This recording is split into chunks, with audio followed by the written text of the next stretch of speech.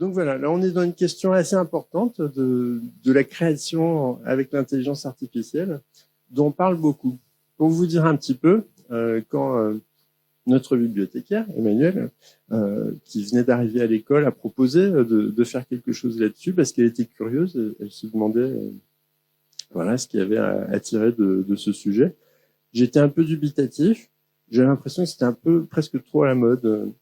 Par exemple, mon père arrête de m'envoyer chaque article du Parisien qui parle de l'intelligence artificielle parce que lui-même s'est lassé. Ça dit que le sujet est comme ça. Mais néanmoins, on en parle beaucoup et il y a de bonnes raisons. Les métiers changent à une vitesse incroyable à cause ou grâce à l'intelligence artificielle. Pas forcément l'art.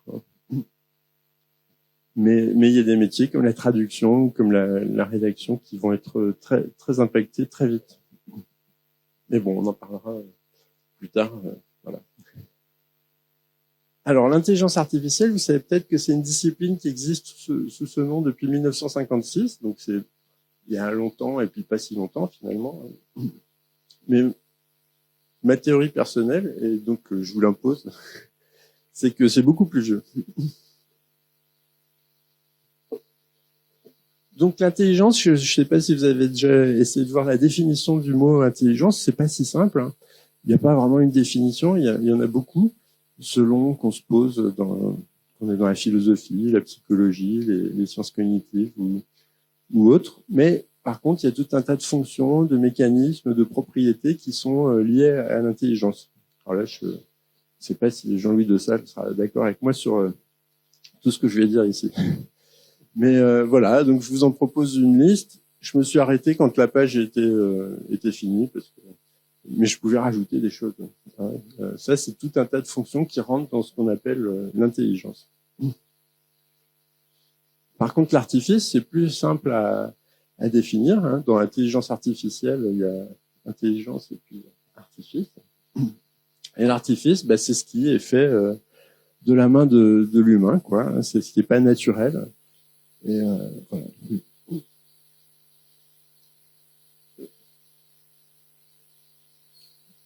Et c'est un mot qui peut être péjoratif. Hein. Vous avez vu artificiel, ça peut vouloir dire quelque chose qui n'est pas franc. Voilà. Alors mon idée, donc l'idée de l'intelligence artificielle, c'est d'utiliser alors pour le moment, en ce moment, c'est des machines, des ordinateurs pour répliquer des fonctions de la cognition humaine, des fonctions cognitives. Et mon idée, c'est qu'on fait ça depuis beaucoup plus longtemps que 1958. Moi, j'adore remonter toutes les histoires que je fais à la grotte de Chauvet. Donc, vous voyez, la grotte de Chauvet, je triche complètement, c'est Chauvet 2. En fait, c'est la réplique de Chauvet, on peut pas aller à Chauvet. Et sur Wikipédia, il n'y a que des photos de Chauvet 2. J'adore cette fresque particulièrement, avec le mouvement des rhinocéros et tout. Donc là, la fonction qui est engagée, hein, c'est la perception. La perception, la représentation, ça va avec. Donc voilà, des gens, il y a 35 millénaires, pardon. Il y a 35 millénaires ont vu des rhinocéros et puis ils nous le racontent. On ne sait pas ce qu'ils veulent nous dire, on ne sait pas à qui étaient destinés ces dessins et tout, ça n'a aucune importance. Mais en tout cas, quelque chose de l'humain, donc la perception arrive sur un objet. Alors, en l'occurrence, l'objet, lui, est naturel, c'est une paroi de grotte. Mais voilà, ce sont des dessins. Et puis, voilà, donc je continue. Donc, au 4e millénaire avant l'ère commune, on a commencé à écrire sur des tablettes en argile pour noter à qui appartenait tel champ ou des choses comme ça. Donc, des fonctions comme la mémoire ou des choses comme ça ont été déportées sur des objets. Donc, voilà, c'est de l'intelligence sur des artefacts. Celui-là est plus passionnant. Je ne sais pas si vous connaissez ce papyrus. C'est donc un papyrus égyptien qui, pour le coup, ressemble vraiment à des choses qui ont été faites dans les années 80 par des chercheurs en intelligence artificielle, qui est ce qu'on appelait les systèmes experts. Les systèmes experts, l'idée, c'était de prendre la compétence d'une personne qui rentre dans un arbre de connaissances toutes les possibilités pour qu'on puisse se passer de lui quand il part à la retraite et si on doit réparer la dernière locomotive diesel d'un certain modèle que lui seul connaissait, en gros.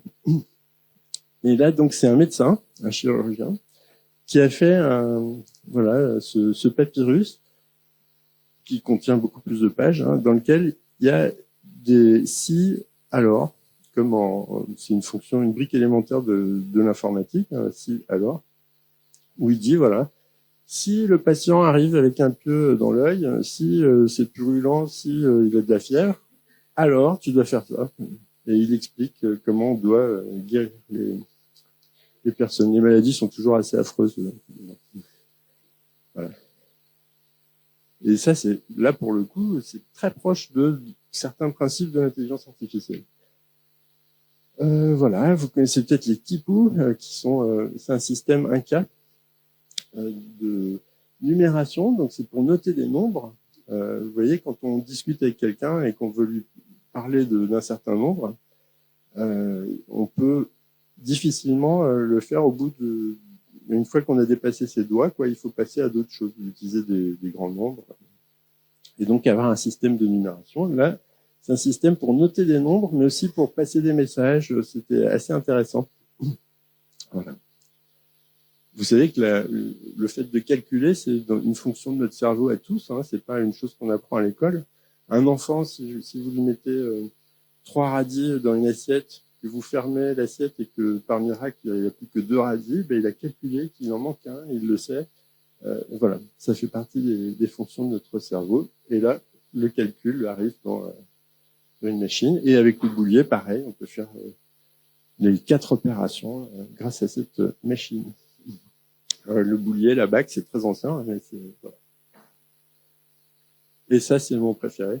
C'est Ramon Llull, donc au XIIIe siècle, qui voulait prouver des choses théologiquement. Il avait tout un tas de systèmes. Ça, c'est une partie du système. C'est la photo que j'ai trouvée la mieux, mais c'est pas forcément celle qui raconte le plus. Pour aligner des arguments et puis créer des contre-arguments qui vont avec. Et donc, c'est une espèce de générateur littéraire et c'est assez passionnant. Donc là encore, de l'intelligence artificielle. Maintenant, quand on parle d'intelligence artificielle, c'est pas juste de mettre des fonctions de l'intellect sur des objets, c'est aussi qu'elles sont en partie autonomes, ou pas autonomes, mais plutôt automatiques. Autonome, c'est un grand mot. L'autonomie, c'est quand on fait sa propre loi. Et là, aucun ordinateur à ce jour ne fait sa propre loi. Heureusement.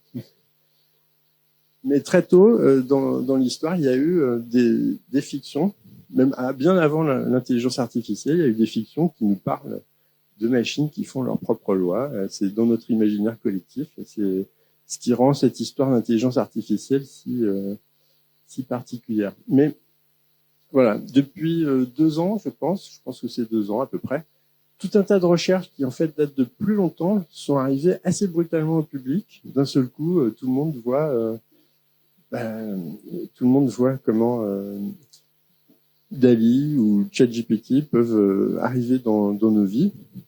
Beaucoup d'enseignants à l'université sont un peu désespérés de voir, par exemple, je parlais avec des collègues d'une autre université, pas ici, mais qui sont désespérés de voir arriver des devoirs qui ont tous les mêmes caractéristiques. Orthographe impeccable, ça c'est déjà un problème. Orthographe impeccable, en général une réflexion en 3 points, assez équilibrée, il y a le même nombre de signes dans les 3 points, et un discours qui a aucun intérêt, qui raconte pas grand-chose, et puis parfois des dates inventées ou des choses comme ça. Bon. Et là, on se dit, c'est sans doute ChatGPT qui s'est bien imité.